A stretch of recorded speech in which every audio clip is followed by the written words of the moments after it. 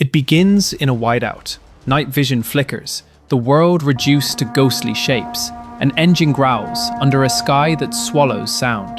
Russian assault groups edge forward by 6s and 8s, small, expendable packets, feeling for gaps along garden walls, rail cuttings, and half-buried roads. Winter was supposed to be their ally. In Pokrovsk, it's the stage for a ruinous gamble. In this video, we're breaking down why Russia's winter push at Pokrovsk is bleeding Putin's army and budget dry, and what this fight tells us about the next phase of the war. By the end, you'll see why every block here looks less like conquest and more like a rental, with interest due monthly. Why Pokrovsk matters. Winter versus drones. The cost in men and money. What victory here really buys Putin? Is Pokrovsk worth this cost for Moscow? Drop your take below while we dive into the numbers. Pokrovsk is turning Russia's winter push into a winter drain, trading troops and rubles for ground it can't exploit. Even if Russia plants a flag on every block, it's control you have to buy again tomorrow. The Pokrovsk rental model of control. And the rent keeps going up. Start with the hard intel, not the smoke. In 2025, Russia added roughly 4,336 square kilometers to its occupation, less than 1% of Ukraine, according to Deep State's year-end assessment. At the same time, Moscow pushed defense outlays to about 6.3% of GDP, and when you add national security, nearly 41% of federal spending is absorbed by the war economy. And in just the last 3 months, President Zelensky said Ukraine eliminated over 90,000 Russian troops across the front. That's the macro bill. The micro receipt is Pokrovsk. That means every block here is part of a strategy that trades macroeconomic stability for a few more burnt-out streets. So why this city, and why now? Pokrovsk is the hinge, the road and rail hub that feeds west towards Kramatorsk and Sloviansk, and south into the Donetsk logistics web. Russian units have increased pressure along the Pokrovsk pocket's approaches since early January, probing at night to minimize losses through Hiroshina and Rodinsky, and trying to push equipment toward neighboring Mechanized. The city's northern sector, its rail spurs, and the satellite towns form a single tactical organism. Stress one artery, and the rest reacts. The winter myth says snow and hard ground favor the attacker. In the drone era, winter mostly favors the side that sees first and fires fastest. On December 10th, Russia tried its largest mechanized thrust inside Pokrovsk in months. Over 30 vehicles and motorbikes snaking through the slush. Ukrainian units broke it up with drones and artillery. The wrecks smoldered in the sleet, while Russian channels conceded no breakthrough. Days later, HIMARS crews targeted a logistics route feeding the same sector, torching dozens of light vehicles from a redeploying column. Winter concealment helps, until the drones find you anyway. 2 years ago, the density of FPV strikes along a single corridor would have sounded like science fiction. Now it's routine. ISW recorded Ukrainian service members describing up to 350 Russian FPV drones a day along the T0515 Pokrovsk-Rodinsky Road, a continuous airborne minefield. Local Ukrainian reports put the wider sector's daily tally of FPV and strike drones even higher in peaks. When your supply route looks like a YouTube fast-forward of kamikaze hits, winter's frozen roads advantage evaporates. Here's the shape of Russia's push. Small night infiltration teams feeling for seams. Short armoured dashes under low cloud. Repeat. Interfax Ukraine's reporting on January 5th was typical. Continuous assaults against Rishenia over 2 days, with more than 30 Russian soldiers and around 10 pieces of equipment lost just in that micro-sector. Multiply that by nights and neighbourhoods, and you get the attrition curve that makes Pokrovsk such an expensive obsession. Pause for a second, and imagine trying to hold a logistics hub you have to resupply by drone because the roads are kill zones. That's not a metaphor. Frontline reports described pockets in the Pokrovsk area surviving via improvised aerial bridges, quadcopters hauling batteries, bandages and rations between basements, because ground routes drew immediate fire. You can capture a junction, you can't capture a safe convoy route when every kilometer is mapped to an FPV operator's tablet. Russia knows Pokrovsk carries symbolic weight, and it's tried to cash in. In December, Moscow-backed accounts claimed the city was liberated. Reuters dispatched the next day cut through the fog. Russia had pushed a large mechanized assault. Ukraine said it still held the north and had repelled the attack. The flags on Telegram may trade hands hourly. The attrition bill doesn't. Analysts at ISW have argued for weeks that Russia will very likely take the rest of Pokrovsk and Mechanized eventually, but only by paying more time and casualties than Moscow admits. That's the strategic sting. Even success here is the expensive kind. Think of it as winning a car you can't afford to fuel. The odometer clicks up, the bank account ticks down. Let's tighten the focus. Inside the city blocks, the fight is a duel between sensors and nerves. Ukrainian units stack thermal spotters, static cams, and a swarm of cheap drones into a single kill web. A small team moves at night, a quadcopter finds the heat, artillery answers in seconds, and an FPV chases survivors into stairwells. The same playbook that bled Russia near Avdiivka has been sharpened in Pokrovsk's grid of garages and courtyards. Meanwhile, Russia adjusts with more night movement and more expendables. Motorbikes, buggies, ATVs, accepting losses to keep the momentum narrative alive. Those vehicles look fast in clips. They also look great as drone targets on straight streets. And the numbers continue to leak from the front to the ledger. Defense at 6.3% of GDP isn't a rounding error. It's a national choice. Reuters has hammered home the scale.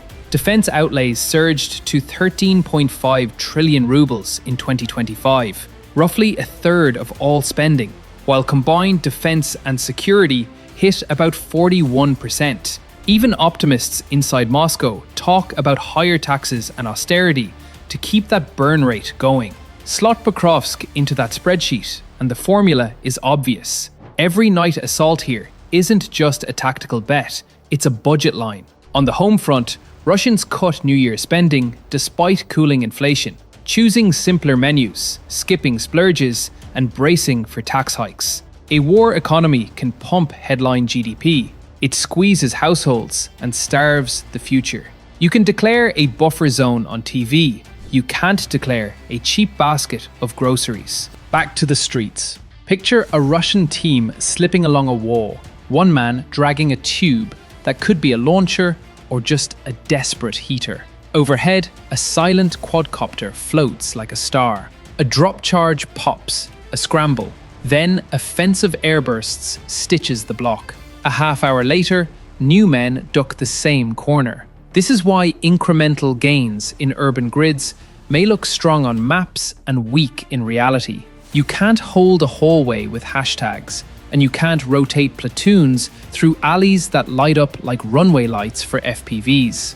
If you need the quick status snapshot, here it is. Russian attacks have intensified along the Pokrovsk axis at the start of 2026, with night advances toward Freshina and Rodinska and pressure on Mechanized. In December, Ukrainians repelled the biggest mechanized push in months inside the city, destroying dozens of vehicles across multiple engagements. ISW maps show a creeping red, and their analysts estimate Russia controlled a majority share of the town's blocks by late December, though far from the all-done victory lap some claimed. Every additional percent has been sticky and slow. If Russia keeps winning cities like this, what does victory even mean? Tell me in the comments while we press the cost column. The manpower column is the one the Kremlin tries to fog. Ukrainian leadership's claim of 90,000 Russian losses in 3 months is a brutal figure. And even if you haircut it, the trend is clear. The winter push is paying meters in meat. Krishinia's 2-day vignette, 30 killed and 10 vehicles gone, reads like a routine line item. Routine is the problem. Multiplying routine across weeks turns Pokrovsk from an operation into a drain. The gear bill is no kinder. Winter drones don't care about mud. They care about batteries, and both sides have learned to preheat LMI ion cells on stoves and in pockets. The result? Strikes don't taper. They surge when fog suppresses high-altitude ISR, but not basement-launched FPVs. Weather windows become execution windows. That's one reason you see more Russian night bypass attempts and more light vehicles. Cheaper to lose, easier to disperse, still very flammable on camera. And yet, Russian doctrine hasn't collapsed. It's adapted to grind. Small packets seek seams, artillery softens, glide bombs rip holes, and infantry oozes through basements. The adaptation that gives away the cost, though, is logistics by drone. When your forward companies are catching quadcopter deliveries of bandages because the alley is a kill lane, your friction budget is exploding. That tactical friction is the quiet killer of campaigns. It doesn't trend on social, but it empties depots and hospitals. War taxes are already threaded through Moscow's fiscal plans. Officials telegraph fat hikes and deeper austerity while leaving 80+% of defense outlays classified. A state that spends like a fortress becomes one. And fortresses don't produce growth, they consume it. In that world, a win like Pokrovsk turns perverse. You inherit a cratered logistics node you must garrison, feed and repair, all under constant interdiction by drones and HIMARS. You acquire liabilities and a photo op. Here's the uncomfortable analyst consensus. Russia can probably grind out a total capture of Pokrovsk and much of Myrnorad if it keeps pouring in bodies and shells. ISW says as much, and in practice, the block-by-block slog supports it. But that accomplishment would look a lot like an own goal in slow motion. The time, the troops, the munitions, none of that transfers cleanly to a run on Kramatorsk or Sloviansk, where Ukraine's next belts wait. If Russia burns this much manpower and money for Pokrovsk, imagine the bill for pushing on Kramatorsk and Sloviansk. We should also talk about narrative warfare, because it shapes orders. 3 times now, Russia has tried to frame Pokrovsk as a wrapped gift for the home audience. Declare a liberation, show a patrol, move on. But war is stubbornly local. A general speech does not clear a stairwell. A presidential boast doesn't reopen a rail spur cut by precision fire. The need to show momentum produces pressure. Pressure demands results. Results require men. That circular logic spins the meat grinder faster, not smarter. And the air picture is shifting beyond the city. Early January saw Russia brag it had shot down 437 Ukrainian drones across its territory in a week, including 57 over the Moscow region in a single day. Kyiv, as usual, kept quiet, but the effect is obvious. Ukraine is stretching the war's depth, while Russia stretches its line. Both moves cost money. Only one also costs Pokrovsk-class battalions every night. The Pokrovsk rental model of control. It's the idea that what looks like territorial ownership actually functions like rent, paid nightly in casualties and cash. The more your opponent saturates the battle space with cheap drones and sensors, the higher the rent climbs. And here's the kicker: the landlord doesn't negotiate. By late December, even Russia-friendly channels tacitly admitted parts of Pokrovsk remained contested, despite big claims. ISW's end-of-year tallies offer another reality check. Russia's 2025 gains were measurable but modest relative to the effort, about 4,800 to 4,900 square kilometers by their observed evidence, and a similar figure from Deep State's OSINT. Put those numbers against the reported casualty scale and the budget load, then ask whether a city like Pokrovsk, taken in tatters, improves Russia's strategic map, or just its temporary headlines. You can feel the tactical learning on both sides. Russian Rubicon-style drone units have grown more lethal, and their FPV swarms now mass against single targets to burn through defences. Ukrainian brigades answer with electronic warfare, decoying, and counter FPVs, often flown by volunteers who learned on simulators in garages. But the key advantage near Pokrovsk isn't just the hardware, it's the speed of the kill chain. A thermal signature to tablet to fire mission in under a minute is common, and that compresses what a breach even means. Breach a room, get mapped. Breach a block, get bracketed. If you're scanning for signs of a Russian deep turn after Pokrovsk, the terrain spoils the movie. Beyond the city stretches a belt of towns and fields that reward the defenders' drone-artillery blend. The moment Russia tries to push west in battalion strength, it has to solve the same problems it's paying for today, plus distance. Meanwhile, Ukrainian long-range drones keep flicking ash on Russian depots and factories, pushing the war's cost deeper into Russia's economy. The rent goes up again. Let's tighten one last time on the city. North of the rail line, Ukrainian squads still ambush night infiltrators, killing small teams that try to squeeze between strongpoints. South and east, Russia inches into rows of buildings, plants flags, and then absorbs the counter-battery that those flags invite. Mirnohrad's blocks change hands and lose windows. Basements, not maps, are the truth. The footage we don't see, the unglamorous hours of resupply, evacuation, and drone battery swaps, matters as much as the viral hit on a tank. So what does victory buy Putin here, in real terms? An urban ruin that must be held under fire, a press release that ages poorly, and a tempo drag that keeps brigades pinned in a city while other fronts smolder. Strategically, it buys time for Ukraine to iterate its cheap lethality and for Allied pipelines to refill. Politically, it buys a clip for the evening news. Economically, it buys another month of fortress spending and thin holiday menus. That's not conquest, that's consumption.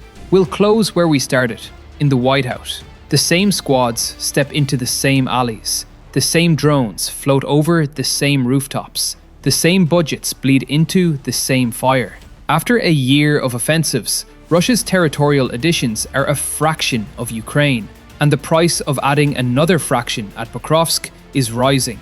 The winter push promised speed and cover. Instead, it found sensors and ledgers. Winter didn't give Putin everything. It's taking from him instead. Battalions, budgets, and the freedom to pretend that time is on his side. Pokrovsk matters because it's a hinge. Winter favors drones more than it favors tanks. The cost in men and money is compounding, not stabilizing. And the victory on offer is the Pokrovsk rental model of control. Paid nightly, no keys handed over. If Russia burns this much for Pokrovsk, the invoice for Kramatorsk and Sloviansk will be astronomical. That's why this winter push is costing Putin everything he can least afford. If Russia keeps winning cities like this, what does victory even mean? Drop your definition in the comments. I read them all, even the spicy ones. And if you want us to track whether the rent goes up or down next week, say the word. The ledger in the snow isn't going anywhere.